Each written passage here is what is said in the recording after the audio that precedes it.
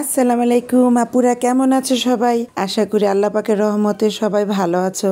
আলহামদুলিল্লাহ আমিও ভালো আছি। আজকে খুব তাড়াতাড়ি রান্না বান্না শুরু করে দিয়েছি, কারণ আজকে অনেক সুন্দর একটি জায়গায় আমরা সবাই মিলে যাব। কোথায় যাব তা দেখার জন্য আমার পুরো ভিডিওর সাথে তোমাদের থাকতে হবে। এখানে আমি একটি কক মুরগি নিয়েছি। এখানে পরিমাণ অনুযায়ী আদা, রসুন, হলুদ, মরিচ, গরম মশলা, তেজপাতা দিয়ে পেঁয়াজ দিয়ে ভালো করে আমি মেখে নিয়েছি হাত দিয়ে। আমি চিকেনটাকে ভালো করে এখন কষিয়ে নেব, কারণ কক মুরগি সিদ্ধ হতে একটু সময় লাগে, তোমরা জানো। এই মুরগিটা যত কষাবে ততই খেতে ভালো লাগে। এখন আমি এখানে দুটো আলু নিয়েছি, আলুটাকে একটু ভেজে নিলাম।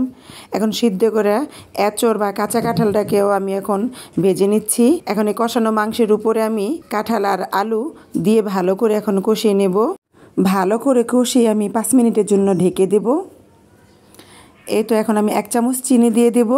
এখন পরিমাণ মতন পানি দিয়ে ভালো করে নেড়েচেড়ে আবার ঢেকে দেব। এটা আমার রান্নাটা অনেকটা হয়ে এসেছে। এখন এর উপরে আমি 1.5 চামচ ঘি দিয়ে দিলাম, আর আগে থেকে ভেজে রাখা বেরেস্তা দিয়ে এখন নামিয়ে ফেলবো। আর এইদিকে দেখো ভিডিওটা বড় হয়ে যাবে দেখে তোমাদেরকে দেখাইনি। আমি আমডাল রান্না করেছি, পারোটা বানিয়েছি, ডিম ভেজেছি, সাথে কালি জিরাও আছে। এখন আমি প্লেটে ভাত নিয়েছি, আমি ভাত খাবো আর ওরা পারোটা খাবে। দুধ চা বানিয়েছি সাথে। এই তো তৈমুরকে আমি খাইয়ে দিচ্ছি।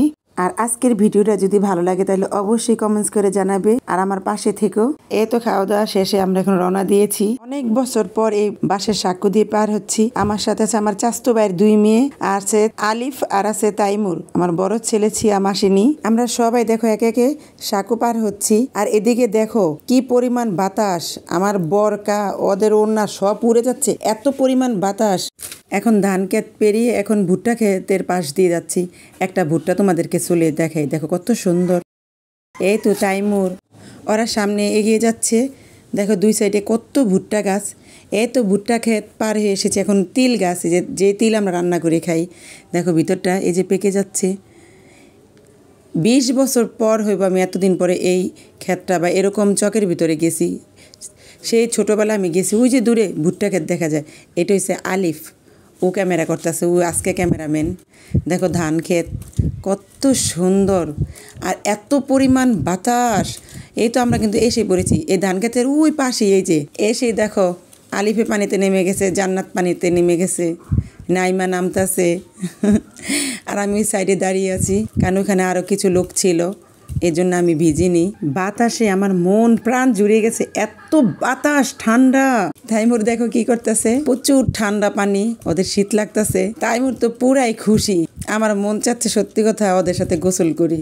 আর আমিও দেখো মজা করে একটু পা ভিজিয়ে নিচ্ছি, কি ভালো লাগতেছে। কিন্তু অনেক দূরে এই জায়গাটা, এখান থেকে আসার সময় বরকা ভিজে যাবে, এই জন্য আমি গোসল করিনি।